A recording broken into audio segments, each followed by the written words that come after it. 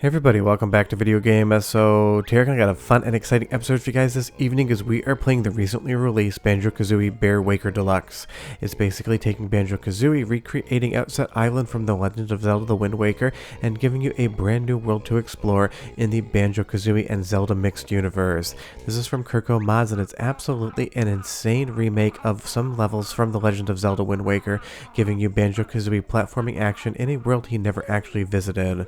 Before you get far involved though, do me a huge favor down below, hit like and subscribe and ring that notification bell, definitely helps us out. And if you feel so inclined to want to support the channel, I have a Patreon link down below as well. But Bear Waker Deluxe is basically an improvement in addition to a previous mod that the modder released some years back. He's basically gone back in and added a bunch of different areas, different puzzles, different collectibles, and a ton of other things that you can find and explore. And this is absolutely outstanding. Honestly, the level of polish on this mod right here feels like something that would have been released back in the Nintendo 64 lifespan. This is every bit as good technically and fun-wise as something that Rare would have made when they made Banjo Kazooie and Banjo Tooie, and honestly that's definitely something you should be hyped about. So the basic premise here is take Banjo Kazooie gameplay and the engine and remake the Legend of Zelda Wind Waker, at least the beginning areas, in that graphical style on Nintendo 64. Set up a bunch of hidden areas, a bunch of collectibles, and different puzzles to solve and platforming to do, and you have Bear Waker Deluxe. And I just absolutely love how well the graphical style translates over to Nintendo 64 hardware. This makes me want to see a demake of the Wind Waker on something like Nintendo 64. I think it would absolutely be spectacular to check out. And you'll see here there's tons of different characters to meet, areas to explore, and puzzles to solve, and you're going to get hints here and there as well. Now this does work on real hardware, it works on MiSTer FPGA, it works on the Ares emulator. I tested this across all three different platforms and it works perfectly on all three.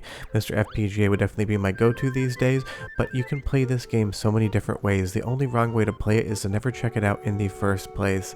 And I'm just so again impressed by how well this translates over to Nintendo 64 hardware.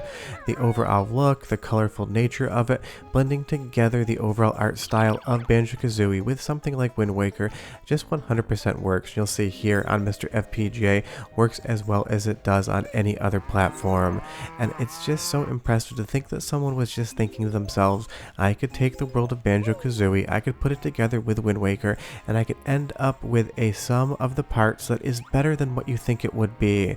Because honestly, this game is so iconically visually linked to The Legend of Zelda, I really wasn't sure going in how I'd feel about a Banjo-Kazooie platformer in these areas. But the more I played this game, the more I just fell in love with what it was doing. This is combining two things together and it just works, and the creator of this mod went full bore and just basically put something hidden absolutely everywhere. You get that little hint inside of the hut saying that there is a breakable wall somewhere at the backside of the island, so you actually have to get back here and try to find out both where it is and what you need to do next. And that's a lot of fun of this mod. A lot of areas aren't accessible off the front. You need to solve puzzles or otherwise figure out how to access certain things, because you'll see here there's this gigantic rock, and obviously that's something from the Wind Waker, but how you're going to be able to access it here is different because you're playing a Banjo Kazooie game. And do be aware, this is in the Banjo Kazooie engine. They're just taking assets and otherwise remaking geometry and world of Wind Waker within Banjo Kazooie. So all of the standard physics of Banjo Kazooie, all of the gameplay styles are going to be 100% intact. And of course you're going to get to fly around, and I love that I had to get the camera just aligned so you could see Donkey Kong Island in the distance. It's such a fun little touch. And this game is filled with fun little touches and puzzles. There's something hiding pretty much everywhere, and obviously that's in keeping with Banjo Kazooie being a little bit of a collectathon, but here it makes perfect sense. You're going to have to collect certain items to progress, you're going to have enemies to fight, you're going to have hidden areas and different chests to break open to find puzzle pieces, and the puzzle pieces are going to be spread very widely throughout this world. It's going to be an absolute ton of fun finding them all, and you're going to see that some areas aren't accessible from the front. They will telegraph what you need to do, but you need to understand how to do it. Like this little pirate's lookout here. You can climb all the way up to the top, but when you reach it, there's going to be an enemy that prevents you from getting all the way up there. How do you get there? You'll have to find out on your own. But the music's great as well. Listen, and I'll be right back.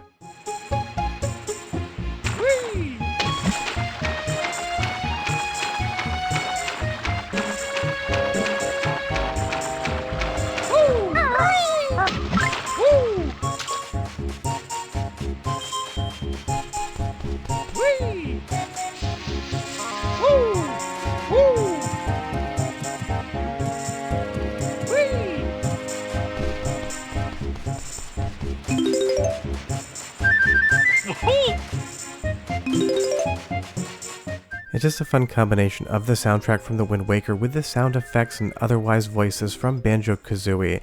These things just work so well in conjunction. As we go closer up to the top of the mountain, there's so many different areas to find, and you do need to be eagle-eyed. Some of the hidden areas are hiding in plain sight, but only if you turn the camera a certain way. Perspective plays a big part in this game, and you want to be looking basically everywhere for the next area you can go and the next puzzle piece you can collect.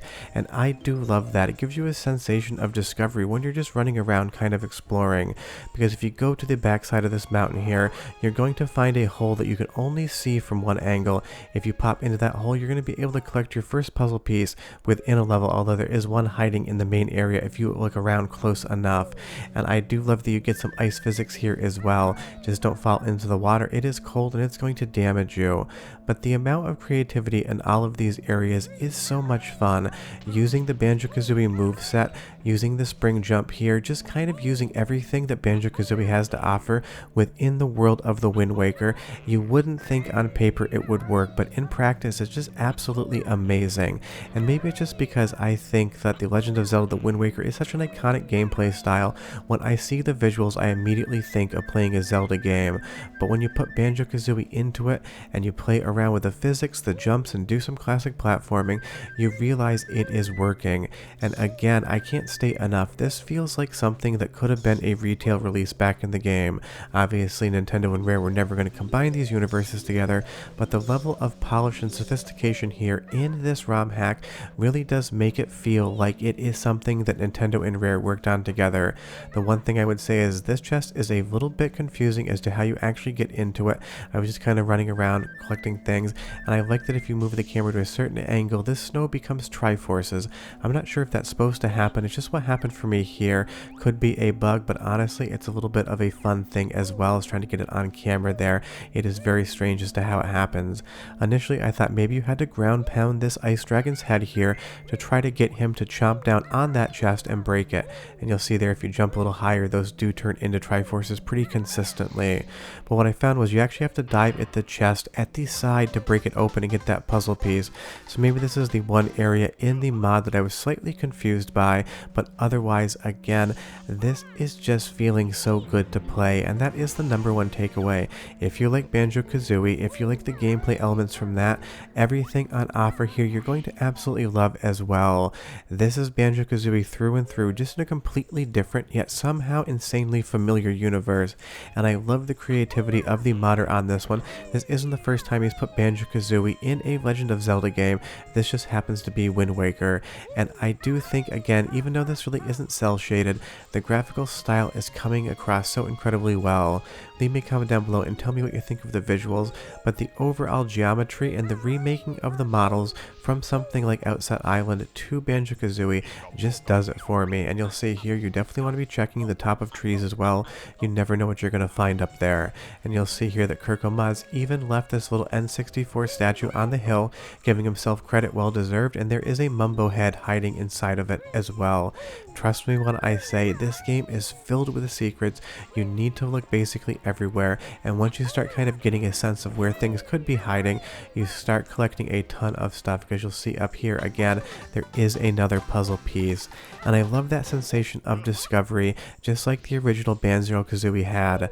Kurko Mods has done an excellent job of basically taking the Banjo Kazooie formula and marrying it together with the world of Wind Waker, and like I said, it just works. It's such an incredible thing to see and play. As we get to the top of the mountain here and kind of just look out, seeing the entire island that took place in Wind Waker exist in a Banjo Kazooie game is just something that I can't get enough of.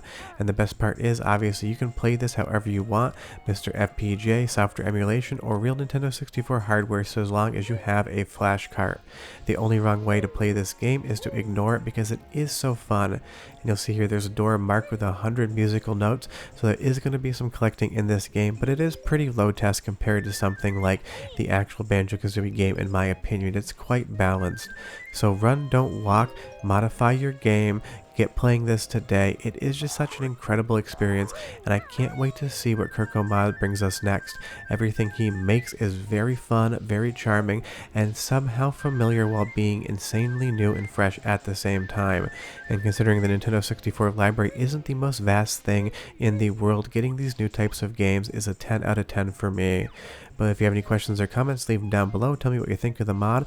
I'll be back with more ROM hacks next time something cool comes out, but we're done and I'll see you next time. Bye bye.